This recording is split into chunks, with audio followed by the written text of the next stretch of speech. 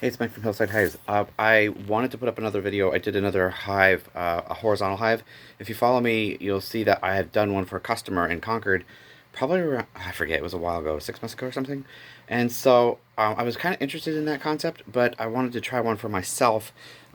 So since I'm in social isolation, right, we have to isolate ourselves. I'm isolating myself in the basement, so I thought I would give it another shot at a different hive. So I have the lay-ins hive this year, and now I'm going to have the horizontal hive too. Now it's kind of a top bar, similar to the top bar. However, it's everything is Langstroth deep frames.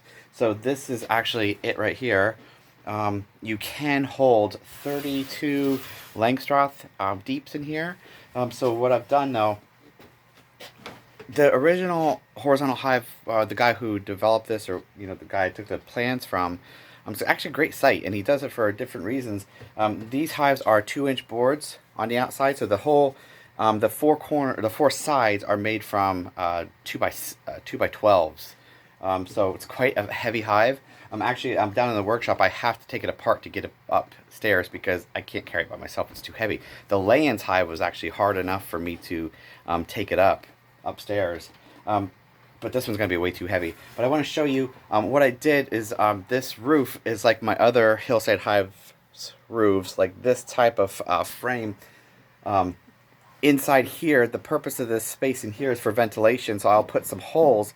Actually, I'm going to put 4 holes in here just so we have some ventilation in here. They had originally put them on the sides over here, but I'm going to put them on the top because up here you can see it can ventilate right through that. So I'm going to put them up there. I did put these chains here are, if I want to open up this a little bit further, you can see then it goes back. Otherwise, I put this bar right here that can go in, and you can rest it here. But if I need a little bit more room, or if a gust of wind comes and takes this roof, I don't want it to go back as it'll snap right off probably because it's a heavy roof. So the chains are kind of like an emergency bracing for that roof. Let me just take you to the back for a second. You can see I have 2 hinges on there right now. They're pretty heavy duty hinges. What I'm going to do, I think, is test it for a while. Ooh, see, there, my emergency one. It worked. I hit my leg on the saw. Oh, did that hurt? And then it worked because if I wouldn't have had that emergency there, that would have flipped right by. So my emergency chains work. I tested them. All right, so put that down there. I forget what I was talking about now. So let me start back to this part. So the whole concept of this too is look at the tops here. This kind of sits down over the frames themselves. What I've done is I've compartmentalized this into 4 sections. I have 4 entrances here. What I'm going to do is I'm going to treat this as 4 nukes to split into. There's 8 frames, 7, 7, 7.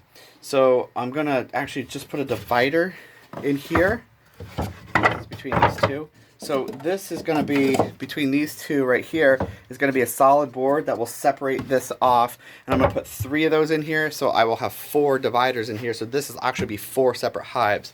And I've also designed these so they come off in the 4 sections as well too. So these boards here that go over are, I can come in here, I can lift this up, and I can work on 1 section at a time. So I'll just work on 1 section at a time. The others I don't have to worry about coming out. So I'll work on this section, take care of those bees, get all the bees shushed back out, and I can just put this back on. I can come over here, and I can work on the other section. This will be blocked off, so the bees won't be able to get in. They won't be able to get out from this side, so I should be good with that. So I can work on each individual side, each individual hive by itself. So this originally is going to do, originally I said I'm going to put 4 splits in here to see how that works. But eventually what I'm going to do is take those 3 other splits out, and this is going to be 1 complete hive. But I am going to play that by ear throughout the summer. I do want this to be the original 4 splits, but this is going to be a 1 big hive eventually. I just don't know if it's going to do it over 1 season. It might take 2 seasons to get that way, so I might end up having 2 hives in here over the summer. It's going to depend on how our honey how our season is, right? So I'll play it by ear, and I might just like get it down to 2. And if I want to do any splits in June, I might just split them from here and then just let the 2 hives in here. and see how that works. You know, it's trial and error, right? This is my year of trying the two different hives, my lay-in hive and my horizontal hive. So I'm going to try it and I'll let you know. I do need to build a stand for this, and this is very heavy, so it's got to be a pretty heavy duty stand. I don't have them down here.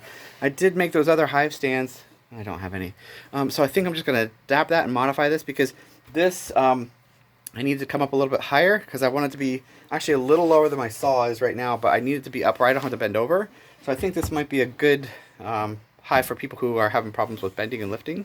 I think that's a good option. I know top bars generally aren't that well in our region. They don't do well.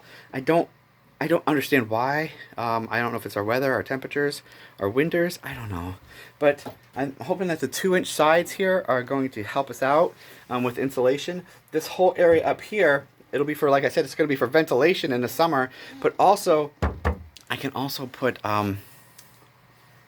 padding on my burlap and my sawdust or whatever up in here. I do these sawdust pillows with my burlap. I can put that in here. And then I have to figure out how I'm going to feed in the winter with this one. If I'm going to put my pollen patties and my sugar boards in here. Because if I'm separating out the bees, I don't want them combining. So I might just end up having to figure something out in the winter to adapt that. But yeah, that's what we do. We just adapt it, right? Or I could actually just put the pollen patty in if I break it down. I don't know. We'll see. Because you see, this is going right down to the board. So this is going right down to the board. So I can't put anything directly on top of here. I would actually have to maybe cut this out and put it up here so the bees could come up here. But if I have two separate hives in here, I'm going to have to put a divider in so they can't mix and mingle, right? I'll figure that out in the winter. We're going to get through the summer first to see how it works. All right. Have any questions about it? Let me know. I'd love to hear your thoughts too, and see if there's any ideas that you might have what I could do with this. I like this. I like my lay-ins hive because they're deep, right? I like that. What I really like about this is it's deep Langstroth. So I can, if I want to do a mite treatment, it's going to be hard to do it in here. I can pop them out into a deep.